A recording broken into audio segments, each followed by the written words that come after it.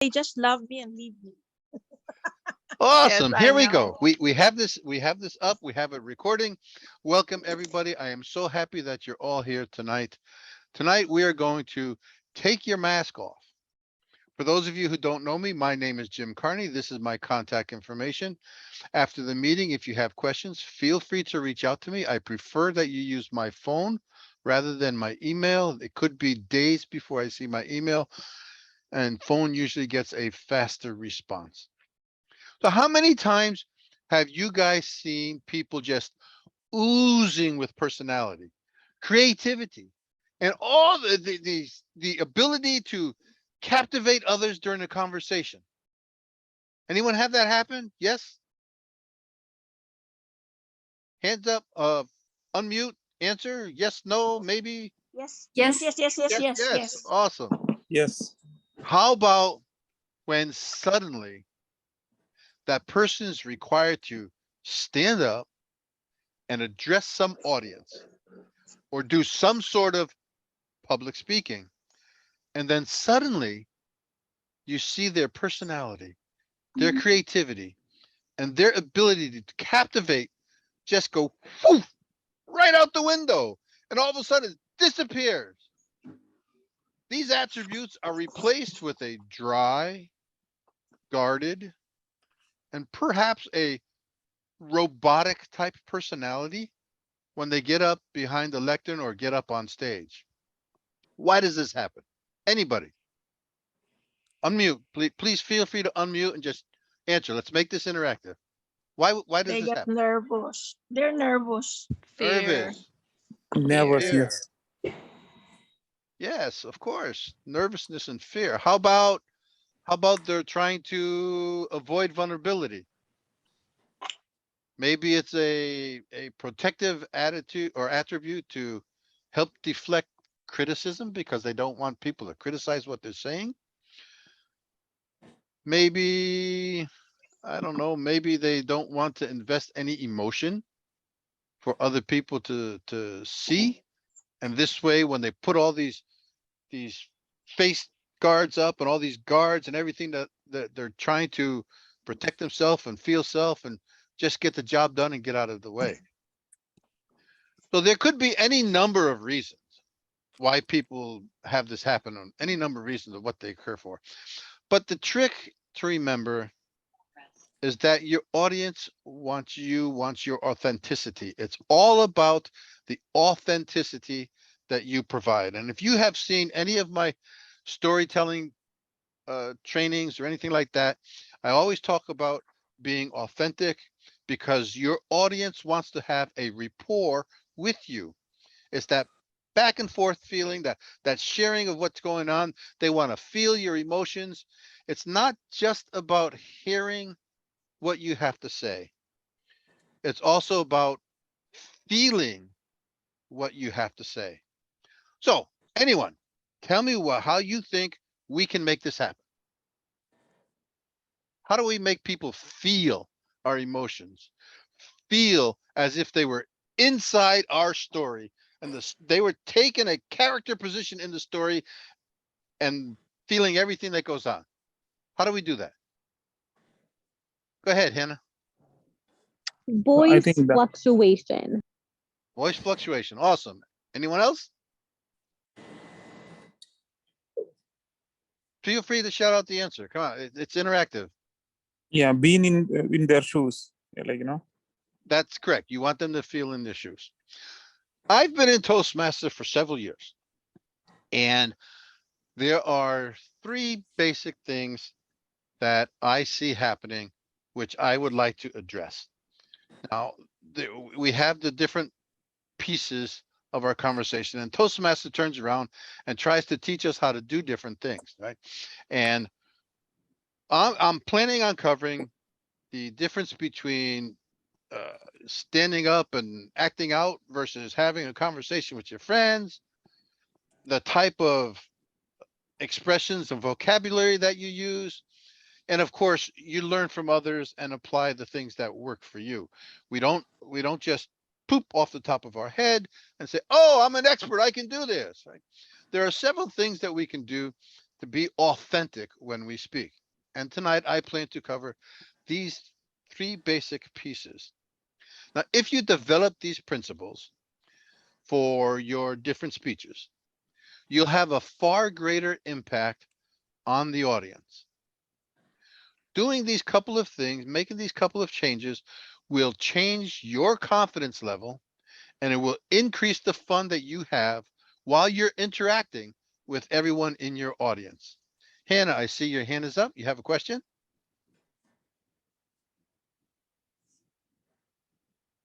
Hannah? No, I don't. Sorry, I must have just not raised it down. Okay, no problem. So when you turn around and you see different things, right? People get up there on stage, and the first thing that they think about in public speaking is, oh, I have to act a certain way. Especially when we get out here inside the Zoom environment, it's like we're on a TV camera, and oh, I have to be this way, and I have to say this, that, and the other thing, and I have to put up all these fronts. The real thing that you should be doing is you should be viewing this as a conversation with your friends. Now, I don't care what type of a speech you write. If you want to talk to my fairy godmother, Vivian, she's online tonight, and she always says that life is not a prepared speech, and I cannot possibly agree with her anymore. It is absolutely true. It's not a prepared speech, and you should not be delivering it as if you memorized something, and it just puts up all sorts of fake walls. When you get up to the lectern, you want someone to be authentic, right? When people get up there, they're totally opposite of who they really are. And we see extroverts become subdued and introverts become flamboyant. We have all these different things that are going on, and there's no reason for any of that to happen, right? People do this because they hide behind being someone else. They act. They're in front of a camera, they act. They're on stage, they act. They're in front of an audience, they act. And when we do this, when we act, we usually want to take the opportunity to be somebody different. Being able to hide oneself behind someone else is an important skill if you're acting in things like plays and movies. But believe it or not, it is not good for public speaking. Public speaking, your audience wants authenticity. It's about you being yourself, being natural. You have to be natural. In a conversation with a friend, we just tend to let everything loose. How many times have you sat there and talked to people around a campfire, and you just blah, blah, blah, blah, blah, and went on everything, right? You were open, you were vulnerable, you're willing to take off all the masks that you have in front of you when you're in front of an audience. All that stuff just disappears, and you just speak freely. When you speak in public, this is the same exact thing you should be doing. Avoid thinking of it like acting. Avoid being a different person. Go out there, be authentic, and the more you do it, the more likely you're going to have a conversation with the friends around you. And this is what Toastmasters is all about. It hasn't been something that has been emphasized enough in Toastmasters. We have to be able to get out there and have normal conversations and talk to people as if we were friends. And the only way to do that, believe it or not, is to make friends with people. And that's why we are here. We are here because we want to learn how to talk and make friends and hold a conversation. Now, when I say how to do this, I mentioned that we should be doing this. We have to be thinking about what we say, the different things behind it. You don't want to hide behind formalities, right? You don't want to hide behind the languages that are used by royalty. Use the expressions and the vocabulary that actually reflect the way you think, the way you talk, the way you are with your normal friends. I always laugh at it when people sit there and try to use the $60,000 words when a $10 word will suffice.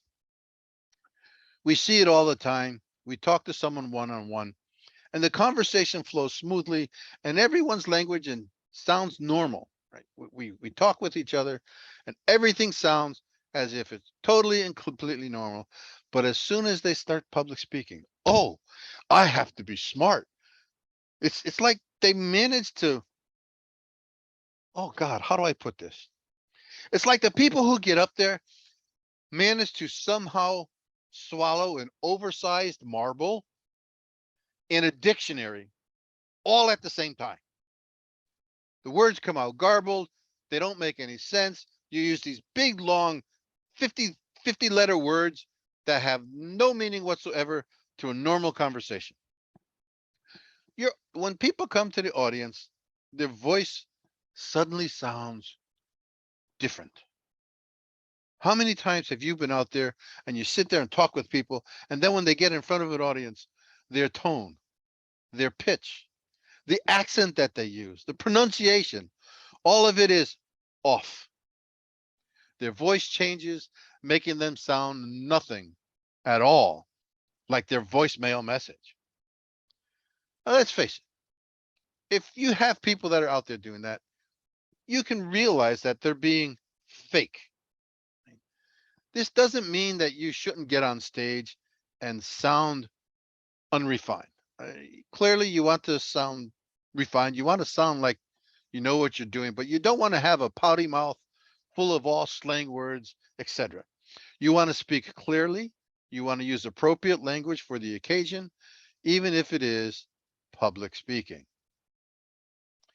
What I'm trying to get across, I don't know if I'm doing this right or not, but what I'm trying to get across is that you, as a speaker, should not change what you normally sound like when you're getting up on stage or when you're getting behind the lectern, you're delivering some sort of speech to an audience.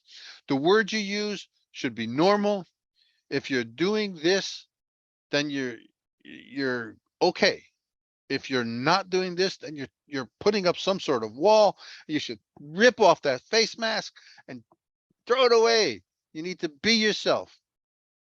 Anytime you run and hide behind formalities, and the language you use is an avoidance tactic, then your audience doesn't see you. Oh, they may sit there and listen to your words, and they may sit there and think of something that you might have said, but you're not being authentic.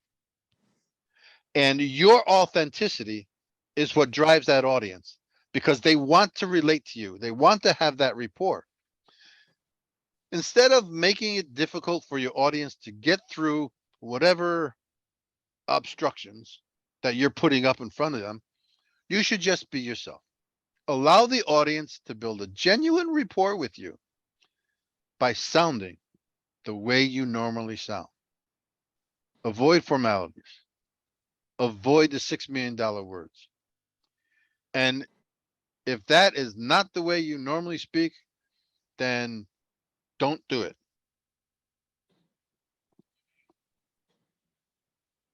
I I do a lot of mentoring. And while I'm mentoring, there's a lot of common themes that I hear from all different people. They fall in different categories. And you guys should probably think of this because it probably when you get up there, you probably fall into one of these categories also. Let's say some people say, I just want to deliver a speech like a TED Talk. Something that I saw on YouTube. I want to be like that guy. Or I just want to say the same things in the same way, just like my boss does in a meeting. Or I just want to move to the stage, get it done, sound like a polished speaker, and then I saw these people over there at that other event, and I want to talk just the way they do. Now, I grant you, you have these type of people out there, and they're really great speakers, and it's great to be inspired by other speakers. But your goal should be to learn from them, to take what they give you and apply what you learn, so long as it feels like you and works for you. Otherwise, it's fake, it's not authentic, and your audience is not going to have that rapport with you that they really need and they really want. You don't want to aspire to be exactly like another person. Who can tell me why? Anybody? Because it doesn't sound natural. Doesn't sound natural. Anyone else? Because you'll be a human fake news. Exactly, a human fake news. If you go out there and you sound like another speaker, by doing this, you lose yourself. When you lose yourself, your audience loses you. And Miss Vivian, you are absolutely correct. You are being a fake person, and your audience will know this. It's hard for them to connect with you and your speech because it is so fake. The key is to be open. You want to learn what you can from other speakers, but in the process, you want to apply it to the way you are, not the way they are. Public speaking, let's see, how do I put this? Public speaking can make you feel vulnerable. You can feel exposed. You can be uncomfortable being yourself, but that's exactly what you want to do, because you will be you. And by doing so, your audience will pull up that rapport with you. They realize that you're being authentic with them. And it's important that you do that. I understand it's tempting to adopt a persona on stage, hide behind formalities, copy other speakers. But unfortunately, it's not you, and the audience knows it. And exactly like Miss Vivian said, you are being a fake human. The most ostentatious thing that you could ever do as a public speaker is learn how to rip that mask off. Be truly comfortable being authentic on stage. That's when the audience makes a genuine connection with you. It is when that jaw dropping, magical moment on stage or behind the lectern will happen. Being yourself, being authentic. Don't become a talking head in any other type of communications that you do. You will establish better credibility in your own personality, because that's what will shine through. Your audience will trust you, and they will believe in you as a real person. And that is the whole key to being in Toastmasters and learning how to communicate. And I always have to give that shout out to Miss Vivian, because she constantly drills into us that life is not a prepared speech. And now you understand why. I am going to now stop sharing my screen, and I'm going to open up for questions and answers on this particular subject. And once we finish those questions and answers, then we'll just open it up for questions and answers on Toastmasters in general. So anyone have any questions on answers, questions that need answers based on the talk tonight? See, I- if many audience, how do you become one with them in one understanding? If you are being authentic in your presentation, it doesn't matter what your content is. If you're authentic, the people will know and the people will understand. They'll gain a rapport with you. Your authenticity is what that audience wants. When you're giving those type of speeches and you get up there, you want to be able to connect to their feelings. You want to be able to let them feel what you felt, hear what you heard, see what you saw during that incident that you're talking about. And it's very important that you do this because you are coming across as the authentic expert and they will recognize that. Otherwise, if you're doing something else, they're gonna get lost in the conversation.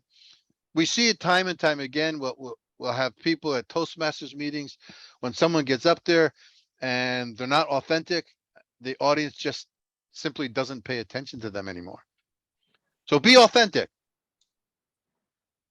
But be authentic by asking questions so that they will come along with you. If you want to ask them questions and get the speech to be interactive, yes. Thank you. Okay. I have the question, Jim. Yes, May. So you were saying about ripping your mask off. Yep. But for me, since coming to Toastmasters, I gained confidence. So I feel like I'm putting on a mask, confidence. You don't want to put on a mask. I don't you- want to put on a mask. No, you want to be authentic. If you put on a mask, you probably close your eyes while you speak. I need to get a different mask so I can open up my eyes, right? Put some toothpicks there. So the I have an answer for May. Put the Go ahead. mask on your eyes, then Jim's not gonna know your eyes are closed. So I see the San Diego group down in the Linda room. Does anyone from the San Diego group have any questions? Hey Jim, Hi, Sylvia. this is our club, Mission Valley Persuasive Speakers. Woohoo! Glad that you guys Hi. made it. Yes, so Jim is my mentor and he's currently conducting a training session for a different club. So I think this is a great opportunity for us to tune in and then, learn as much as possible from those training sessions. We hope to run this training session at least once a month so you can hear from different speakers from other clubs. So I have a question. Yes. You talked about taking your mask off and being authentic. What if the stories I wanted to share are not funny to the audience? And then the more I share, the more vulnerable I get. I feel I'm not lovely, the stories are not interesting. So I wanted to manufacture some humor into my speech. If you're manufacturing fake humor, your audience will know. When you're vulnerable, let your vulnerability shine through. Let your audience see that you're vulnerable. That authenticity will mean more to them than anything else.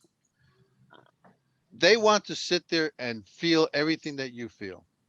It doesn't matter what the content is. If you're going to deliver it in an authentic manner, that audience will remember. They may not remember your content, but they will always, I guarantee, always remember the way you made them feel. And if you're authentic, they will remember that. If you're fake, they will remember that. And then I have a follow-up question. When you are drafting a speech, you have a couple of different stories, right? So what kind of story would you eventually choose to put in the final speech? For me, I like to have comedy. I'm not the greatest of comics, and I try, but I really think that people will have more fun if they laugh than if they cry. But in either case, depending on what your goal is, whatever you do, if you're authentic, then the audience will follow it. And if you're going to do your speeches, I recommend that you write them backwards. Right? By writing them backwards, you start with what you want the audience to take away, and then you build backwards on top of that. That way, everything that you put in your speech supports what you want that audience to know, what you want that audience to feel. Good point. Coming in. Hello. Hi. Thank you, Jim. You're Do welcome, we have Sue. other questions? I feel like a Zoolander. Who am I?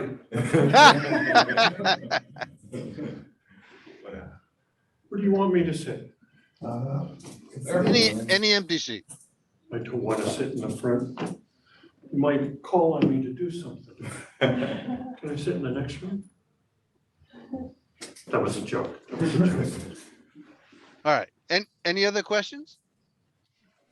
If there's no I other like Go ahead. We have one more question from Okay. Rachel. Yeah, I love what you say about authenticity. I agree. You could tell when someone's being authentic, but I find, and I'm maybe a lot of people find, like when you get up and you're nervous, and so you may be expressing, but your hands and feet and your whole body just moves in ways you're not even aware of. So how do you show, I guess, that confidence and authenticity with your body?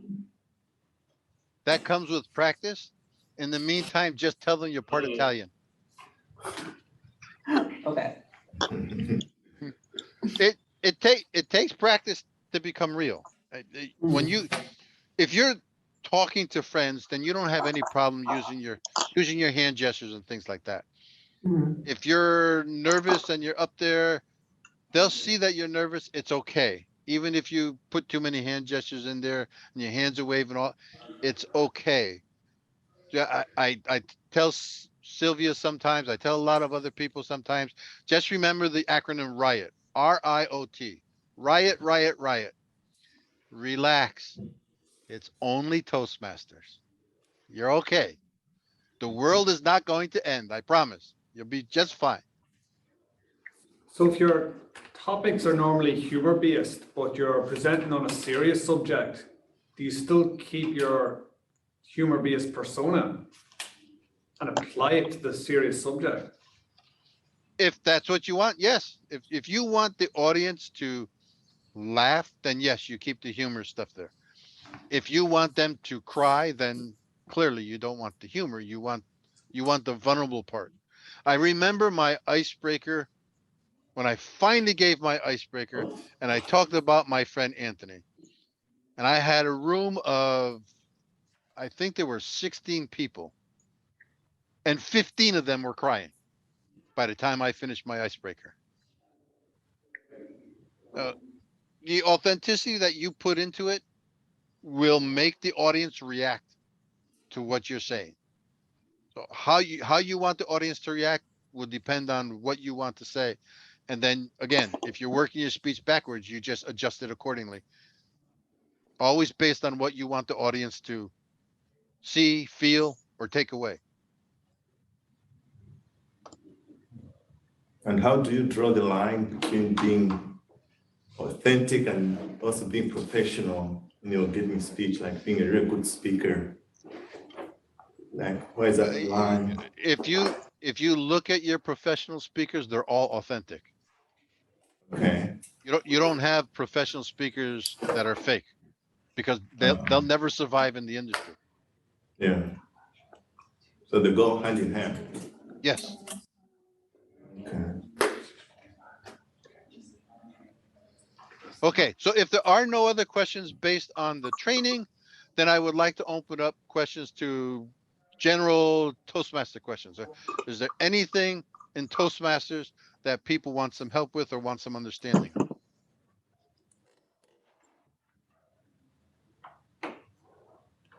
I have a question, but probably it's another question from the training, Jim. Go for it. Go for it. So my question is, okay, you talked about practicing your speech before you give it, but the more you practice, sometimes the authenticity, goes away. So how do you remain the authenticity and, while you're practicing? The authenticity never goes away. The more you practice, the more authentic it becomes. That's the whole point about practice. You want it to be real.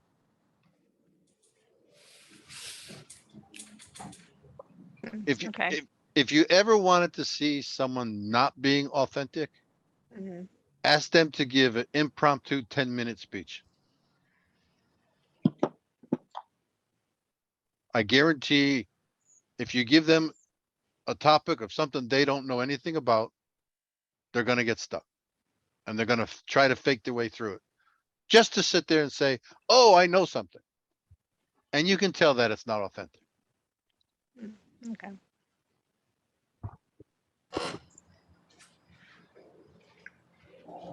Thank you. Welcome. Anybody else? Any regular Toastmaster questions? Alan, this is your first time here. Any questions from you?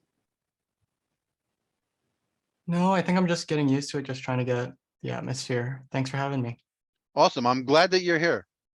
I hope you get to join our regular meeting next week. This is just a mentorship, a training meeting. Well, next week, we actually have speeches that are coming. Mhm. Hannah, Thank any you. questions? No, thank you so much for this training. It's been really helpful. Awesome. I'm glad that you made it here. I saw someone else's hand go up in the Linda room. Yeah, I was wondering, how do you pick topics for your speeches? How do I pick topics? It's funny that you say that because to me, topics happen every single day. You get up, you get in your car, you drive down the street, you see a car accident. There's a topic. You're late for work and you're rushing, and all of a sudden you're stuck in traffic. And every time that you're rushing, you're always getting the red lights and everything. That's a topic. It doesn't matter what happens. Every single day in your life, you have topics to talk about. So if you want to choose those, you can. I recommend everyone gets the storytelling collection inside Toastmasters. And every day you spend 5 to 10 minutes just plopping in the different stories that happened during that day. And then you can turn around and pick whatever you want to talk about the next time that you have a speech to give. And no matter what speeches you give, it can probably fit somewhere inside Pathways. So it doesn't make a difference. Jim, I liked what you shared with me one time. You said I should write down 2 or 3 things on the day that it happened that had an impact on my perspective, or that was really interesting, so that I could one day incorporate that into my speech. Yes. So that's the same concept. In Yes. the pathway, I think maybe many pathways have this tool called a story collection. So you can look it up and see how you can put in those keywords, and then it will work as a library of stories. You can access it through engaging humor. Okay. That's the pathway that I was doing. Yes. Engaging humor has it. And once you get it, you have it forever. So it doesn't matter.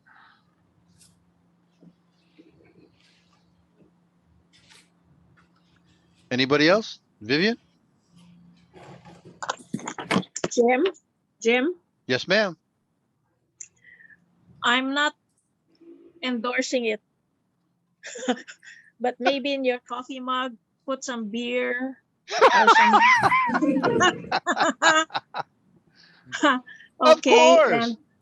and pretend everybody's your Friday night, part of your usual Friday night. So whatever it is you're gonna say on Friday night, that's what you turn into 5 to 7 minutes. I like that thought process. Yeah.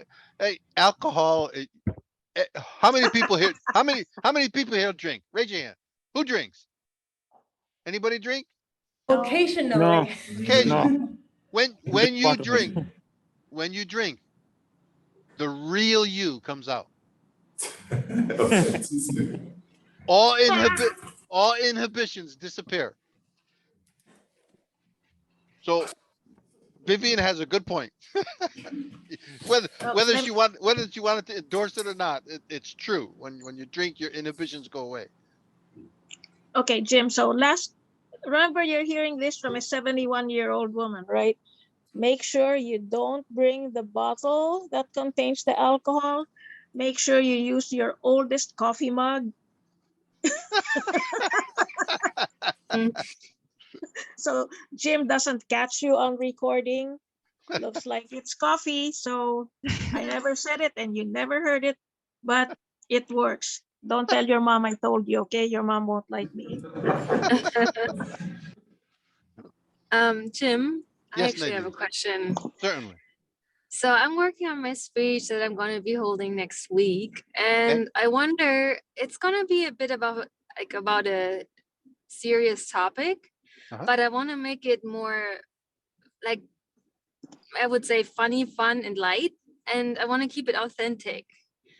Now, I'm not a very funny person, but I feel like if I let's say if I wrap it into another context, I could make it fun. But how do I keep it authentic? I don't want to like make it feel like I'm putting a show on. I want to keep it authentic. It's going to be about mental health, but it's going to be wrapped into monsters. I don't know, like the speech title is going to be the monster inside me. But I don't, yeah. So that's my question. But how do I keep it authentic if I put on this whole thing? You're talking about real life experiences that you already had. And Yeah. and based on those real life experiences, what were the funny moments that happened during those monstrous things? Right. Okay. Put those into your speech. Okay, got it. And I'm still wrapping the serious stuff, right? But like Yes. I'll drop in Yes. like on it. Yeah. Okay.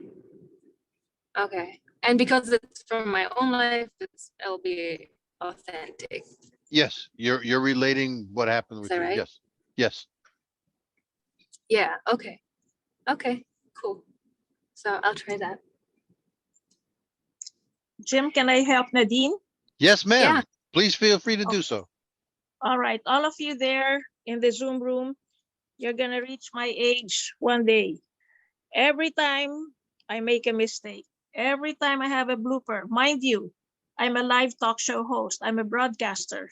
Do you think I worry? No, I just look at the camera, point both fingers at myself, and I say, whoops, senior moments. That's it. That's it. Make fun of yourself before they do. Make sure before they laugh at you, you laugh at yourself. Yeah. Okay. That's a good point. Making fun of yourself. That's like something, because I feel like jokes or anything that is put on is always weird and not authentic. So just like, yeah, that's a good point. Thank you, even. Nadine, remember, I do improv and I can help you learn that. Never make fun of other people. That is just so bad. It's socially unacceptable. If you have to make fun of anyone, make fun of yourself. Then it works. Right. Yeah, no, for sure. Okay, I'll give you one. Okay, cool. Everybody here realize I'm Asian, I'm Filipino. I just look at everybody because I'm overweight. So I tell people, I'm not short. I'm just oversized and undersized, under height. That's from Garfield. He's just nice. under height. Under height. Yeah, and I'll tell you why it's funny. Because my ex-boyfriend gave me a Garfield with a t-shirt that said that.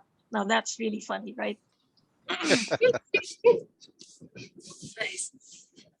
All right. So there you go, Nadine. Awesome. Thank you.